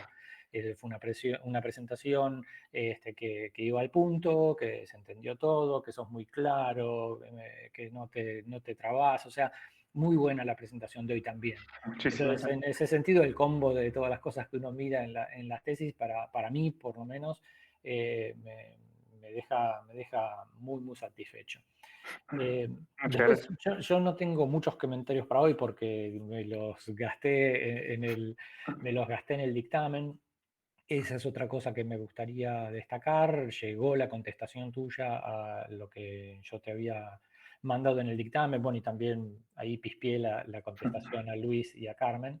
Yo te había hecho algunas correcciones, pero que eran de forma, como las que Carmen por ahí te va a hacer llegar.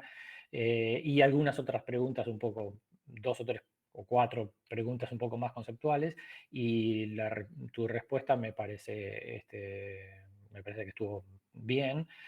Así que de esas cosas que yo te decía en el dictamen estoy bien, estoy satisfecho con tus respuestas. Más allá de que en la mayoría me diste la derecha y en alguna que me explicaste me parece que eso es razonable. Así que no tengo muchas cosas para preguntar ahora del trabajo, porque ahí me parece que con lo que te mandé en el dictamen me parece que estaba bien. Me noté un par de cosas que me siguen generando inquietud, o sea, pero no porque estén mal, sino de curiosidad en realidad. Una de las cosas que que tengo curiosidad pero te la quería preguntar así de primera mano, tiene que ver con esos experimentos que vos proponés a posteriori del capítulo 4, que son, digamos, es como la continuación natural de agarrar a las hormigas y, bueno, explorar qué pasa con los volátiles, y que me parece, o sea, yo comparto con vos que ese sería el paso siguiente, pero la curiosidad mía era si vos habías empezado a hacer alguno de esos experimentos o no, más allá de que después no estén en la tesis, y si habías hecho algunos, si podías contarnos si tenés algún resultado, pero así como de curiosidad, digo. Sí, bueno, muchísimas gracias primero por todo. Y sí, o sea, en realidad de hecho hay un ensayo que no está en la tesis que hicimos con resultados, pero no está justamente, es con semillas, que un poco también responde a una de las interrogantes que hizo Luis en el dictamen.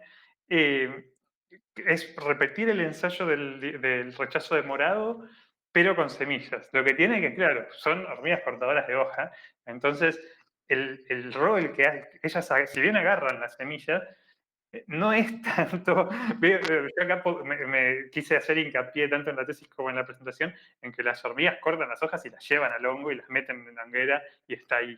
Con las semillas eso es mucho más caótico, o sea, las semillas van a parar a cuestiones de estructura que ponen alrededor de los tuppers, entonces no tenía yo muy claro cuánto realmente llega al hongo, cuánto no, y bueno, eso, o sea, el uso que realmente hace la hormiga cortadora de esas semillas, y lo usa más para regular la humedad que para comer, entre comillas. Entonces, bueno, en ese no encontramos diferencias, o sea, si bien lo evaluamos igual durante 5 días, creo que 6 días de cabeza dura para ver si pasaba algo más adelante. No cambió nada. Las hormigas no cambiaron su preferencia, pero creo que es algo que habría que hacer con hormigas granívoras. Y ahí quizás tenemos otra historia. De hecho, hay un paper que sí está hecho con hormigas granívoras a campo en Estados Unidos y que sí ven diferencias entre lo que recolectan de más y de menos, aunque uno ahí, como está hecho a campo, no sabe cuál es la experiencia previa de forrajeo de esas colonias con esas semillas. Forrajeo no va, de colección. Eso por un lado. Después, lamentablemente, el Z3 hexeniacetato, que para mí es el ensayo que falta para que ese capítulo sea un paper, o sea que yo creo que es la pregunta esa en el medio de si realmente la hormiga usa a ese volátil como la señal para detectar la presencia del hongo en la planta. Nosotros lo quisimos hacer 3 veces, creo. Si me olvido, hasta una vez lo hizo Pato en su casa, sola lo empezó. Pero bueno, por cuestiones de la pandemia y de cosas que han pasado en este tramo, nunca lo hemos podido terminar. O sea, yo hasta, de hecho, se me murieron hace poquito las plantas en mi casa en Quilmes de Lolium porque no lo pudimos hacer, porque no te contábamos con las colonias. Pero yo creo que ese ensayo en el cual le ofrezcamos primero, o sea, hacer el ensayo con discos que colecten Z3 y control, y que las hormigas, mi resultado ideal, no elijan, o elijan Z3 porque el Z3 es un volátil de hoja verde común en muchas plantas y entonces tengan alguna experiencia positiva con él, que eso pase, que después se les dé menos y eso no cambie, porque es algo bueno para el hongo, y que después de darle ese más pase una semana y no me colecten el Z3, yo creo que ahí sería una respuesta excelente y bueno, y yo creo que ahí cerraría todo mucho mejor. pase o no pase eso, ¿no? Pero responde esa pregunta que creo que queda abierta, lamentablemente. Pero bueno, sí, no, ese lamentablemente no tengo un resultado parcial ni siquiera para contar. Sí, en realidad lo que sí puede hacer es esa primera parte de dárselo y ver que probamos con papeles de filtro y con granos de avena, y que con ninguna de las dos cosas a priori elegían el Z3 o no. Hay algo que yo, por una cuestión bueno, de rapidez, que creo que no está en la tesis tampoco, es por qué elegimos esa dosis después para probar si el volátil afectaba o no el crecimiento del hongo directamente, que yo creo que ahí un poquito puede habernos pasado que nos hayamos quedado cortos, porque yo la dosis esa de 1,42 microgramos por microlitro que agrego en la placa de Petri, es pensando en lo que la planta, por hora y por gramo de planta, emitía en nanogramos una planta una hora. O sea, eran 10 gramos de planta. O sea, si yo hubiese tenido 10 gramos de planta agregados ahí, ¿cuánto hubiesen emitido? En una hora.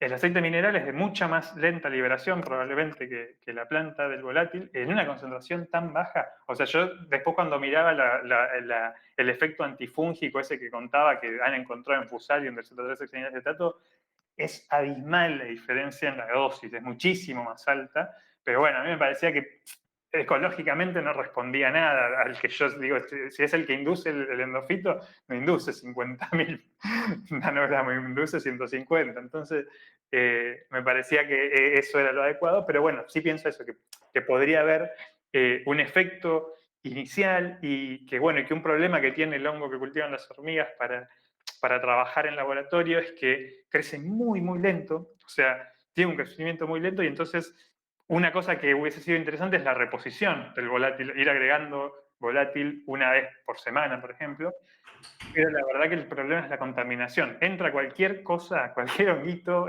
bacteria que entra en la placa, la perdés porque crece muchísimo más rápido que el honguito, que el Leucoagaricus, y entonces, nada, íbamos a perder N. Entonces fue una decisión de compromiso. Yo creo que yo estoy contento igual con que hayamos encontrado una respuesta, y me parece que, bueno, que con esas cosas, quizás con una dosis un poquito más alta, reposición, o medir la biomasa, de otra forma, que no sea el área solamente, que quizás es lo más fácil que uno puede hacer con fotos, pero con esos papeles de celofán y pesar el hongo, porque quizás esa suerte de que esquivó sí implicó un costo en biomasa y no lo estoy viendo porque estoy viendo área.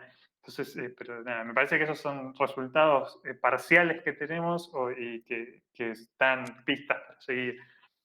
Sí, ahí yo, dos cosas me disparan tu contestación. La primera tiene que ver con que no considero que no sea publicable ese capítulo con lo que tiene ahora.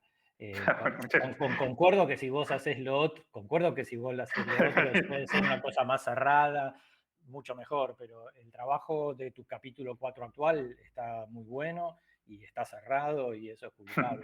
Así que por ese lado... Y lo otro que estaba relacionado con mi otra pregunta, pero vos lo estabas diciendo acá también, cuando dijiste, sí, yo veo en otros trabajos que le ponen a lo bestia en los experimentos, y que es algo que lamentablemente se ve mucho.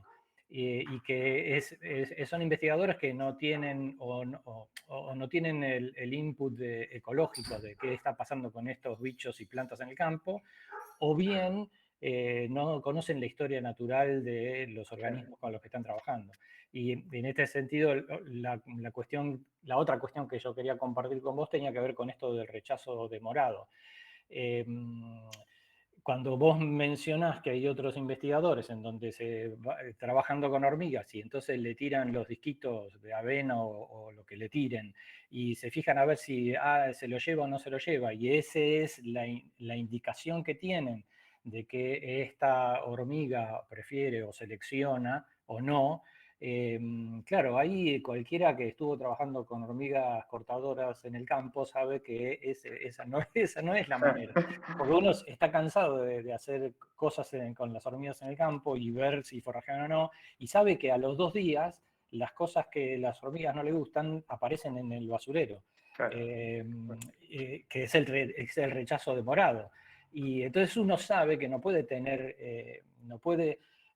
poner todas sus expectativas en lo que las obreras están cortando en ese momento como para decir, esto es, porque sabe que está ese rechazo demorado. A mí me encantó encontrar en tu tesis lo de rechazo demorado, porque es algo que uno que trabaja con hormigas en el campo lo ve y siempre lo tiene en cuenta, y es esta cuestión de conocer un poco la historia natural. Digo, muchos investigadores, nada, agarran las hormigas, las llevan, las ponen y tratan de que les respondan lo más pronto posible. Pone A y B, a ver si elige A y B. Bueno, en algunas hormigas eso funciona, qué sé yo, en las granívoras, como no existe la interacción con el hongo, entonces sí, ahí es una cosa más directa, pero en este caso eso ocurre.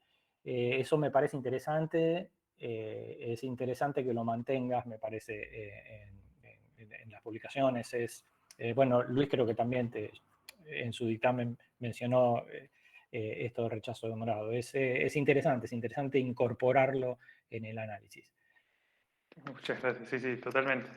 Yo, bueno, mientras me decías esto, también pensaba en otro ensayo que hicimos en Exacta, que fue, pero que justamente no tenía la previa de la experiencia, pero que lo empezamos, que era en una arena experimental, hacer pasar a las hormigas por un puentecito y que en esa arena queden en esa arena de forrajeo sin nada a priori, ellas explorando, y ponerles el volátil directamente, pasando de pasar por una manguerita con aire, y ver si la hormiga respondía. O sea, también como que teníamos la foto del día antes de que la hormiga coma o no plantas de más y de menos. Y bueno, y ahí es esa otra aproximación que teníamos. En vez de que se lleven los discos, si la hormiga se quedaba o no, las filmábamos. Entonces teníamos videos e integrábamos los fotogramas y ver si las hormigas se quedaban o no más donde estaba el Z3 y el Z2. Y eso que es difícil igual también, ¿no? Esa es la cuestión. Es bastante difícil con las hormigas definir ese tipo de variable de respuesta y decir, la trae, no la trae, y bueno, pero se quedó parada, la trae, qué sé yo, por ahí no. Entonces, pero sí, totalmente, me parece que sí, que es un organismo súper interesante para estudiar, un modelo súper interesante de herbívoro. Sí. Bueno, nada, no les robo más tiempo. Quiero cerrar volviendo a decir que me encantó el trabajo y nada, que te felicito. Muchas gracias. Bien, Juan. No quiero repetirme yo, no quiero repetir a mis colegas. Simplemente decir que fue un placer leer el trabajo. Muchas gracias. Y que además tuve la fortuna de verlo en dos tiempos. Hace ya algunos años atrás, cuando estaban pergeñando, ideando y empezando, y bueno, ver esta etapa de resultados, conclusiones, nuevas preguntas, buenísimo. O sea, muy bien escrito, contás una historia, la historia da gusto leerla. Y bueno, yo también hice algunos comentarios, se ha hecho un poco largo y simplemente te hago alguna curiosidad, quizá en la línea de lo que decía Javier de esto de la historia natural, y esto es simplemente cuestiones que puedas haber visto anecdóticamente o especulativas, ¿no? Que tienen que ver con algunos de los mecanismos que unen cosas que andan dando vueltas por ahí.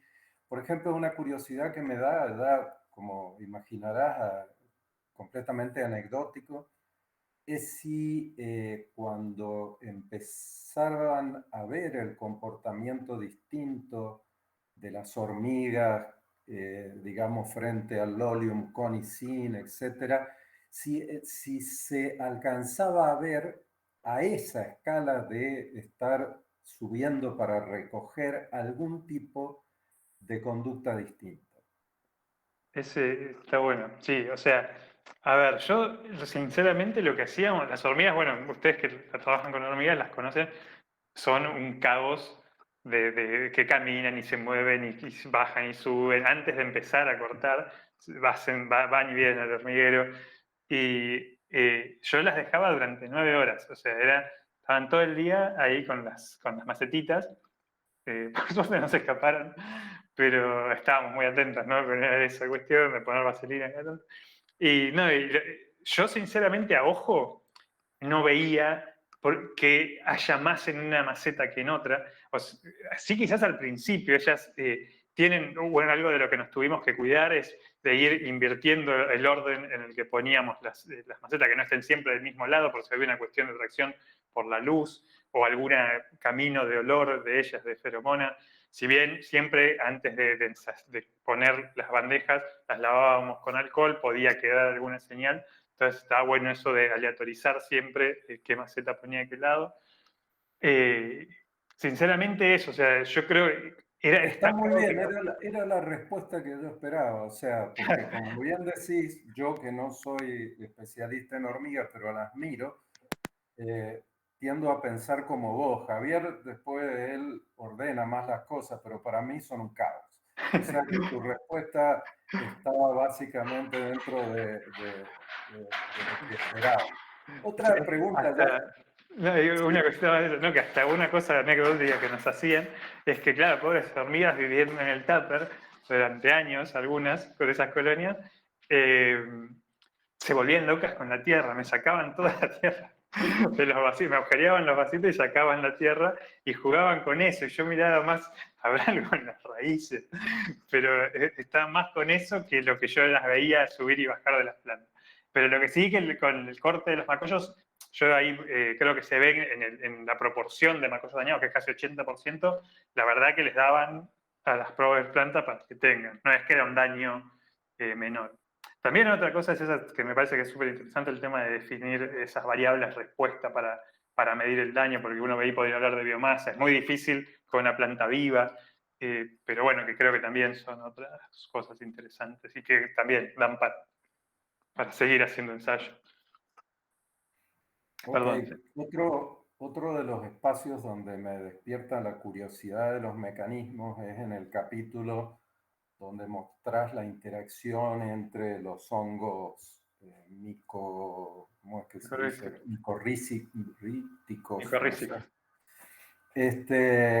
y el endófito. ¿Hay algo en la literatura que indique por qué se puede producir ese efecto tan notable, tan increíble? Bueno, es súper interesante esa pregunta y me parece que también que falta mucho ahí por responder. O sea que esto es como una primera señal, una primera bandera, pero sí hay dos cosas. O sea, por un lado, que sí está estudiado y documentado que hay interacciones entre si uno mira como respuesta a la micorrización, por ejemplo, no es lo mismo que la planta esté asociada con el endófito que no esté asociada con el endófito.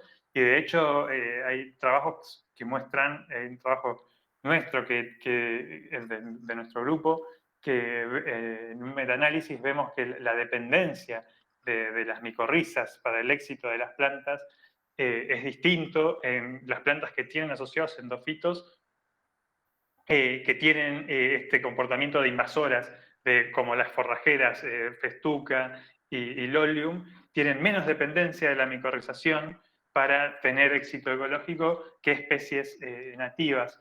Entonces ya de por sí hay un tema con la interacción y cómo la presencia del endófito puede hacer que las plantas con endófito micorricen menos o más, dependiendo. En el caso del lolium, que es forrajera, menos. Si bien nosotros no lo encontramos en nuestro ensayo particular, eso probablemente también tiene mucho que ver con el estado nutricional del suelo, ¿no? O sea, si es un suelo que está lleno de fósforo y la micorriza por ahí está pintada y no la necesita tanto, y entonces, bueno, quizás eso pasó. Nosotros somos suelos muy fértiles de rojas, de pergamino, entonces creo que ahí hay un tema. Y después, no, yo creo que también hay otra cosa que es a nivel metabólico. Tanto las micorrizas se sabe que producen como un hackeo, como que engañan el sistema inmune de la planta y y regulan el sistema hormonal, o sea, esta cuestión de las vías del jasmónico y el salicílico.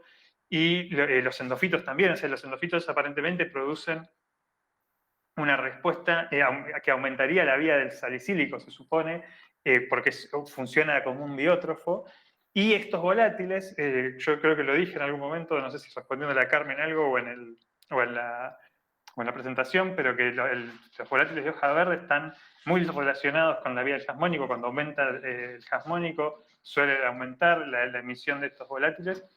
Entonces, me parece que por ahí puede haber algo de este tema de la modulación, ¿no? De dónde está modulando la micorriza, lo que pasa con el endófito. Yo creo que una pista, por supuesto que es a un nivel muchísimo más de biología molecular y que a mí me supera, pero que bueno, que me parece que por uno de los caminos por los que habría que ir es este tema de la regulación hormonal de unos y otros y cómo esas vías, esas rutas metabólicas impactan en la producción de volátiles de la planta, porque claramente es un tema del metabolismo secundario de la planta. El 0,3-hexanilacetato pertenece a una vía de las oxitipinas que es reservada de planta, o sea, no es el hongo seguro el que está produciendo ese volátil al menos, y es una respuesta sistémica de la planta.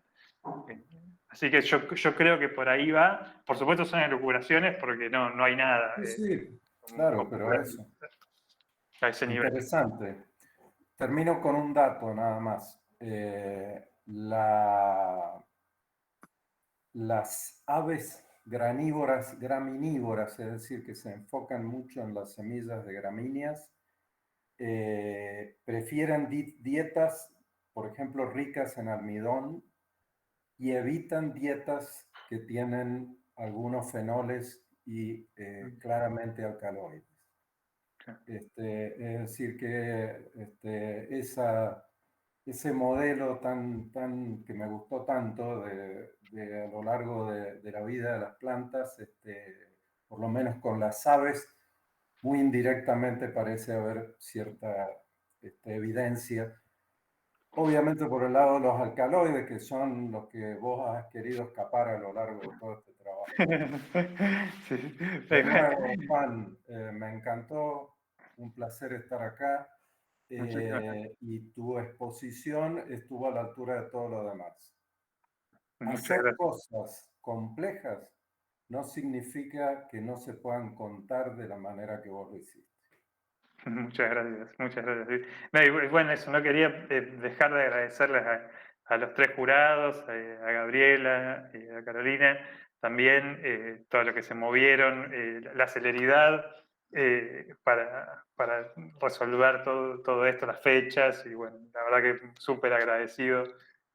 Desde lo humano me parece muy importante y muy bueno. Para mí, la verdad que no quería dejar de agradecerles. Muchísimas gracias también por eso.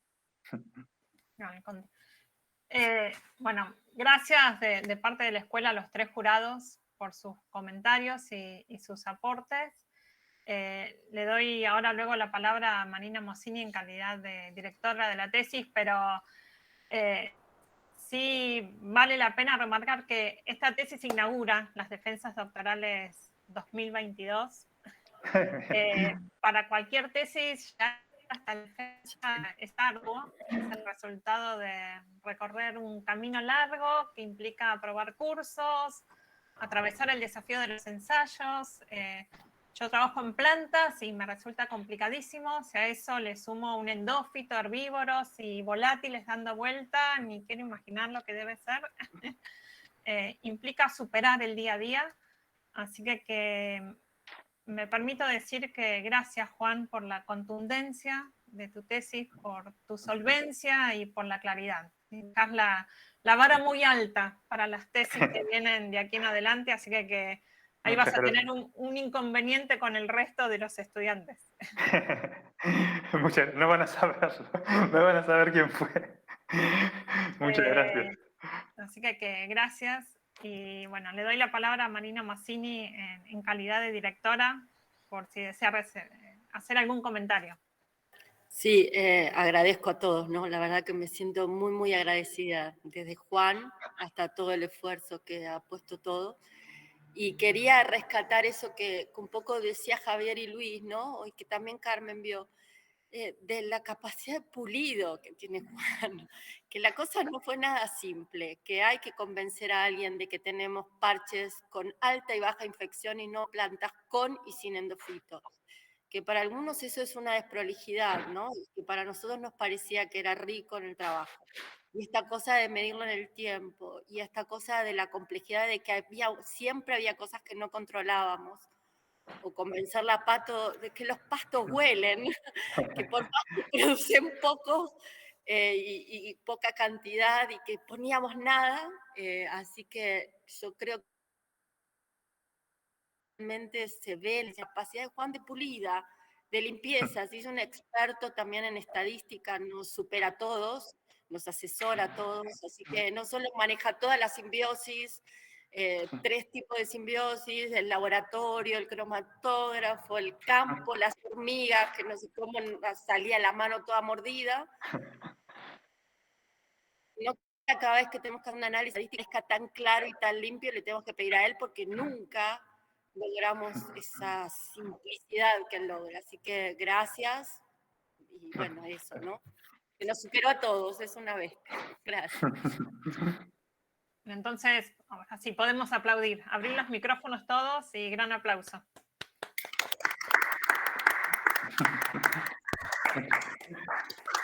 Muchas gracias.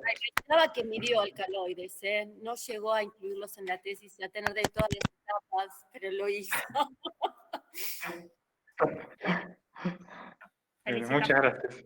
Felicitaciones, Juan, y cerramos entonces aquí esta parte de la defensa. ¿Sí? Bueno, muchas gracias. Muchas gracias a todos de nuevo. Gracias. ¿Podemos cortar la grabación?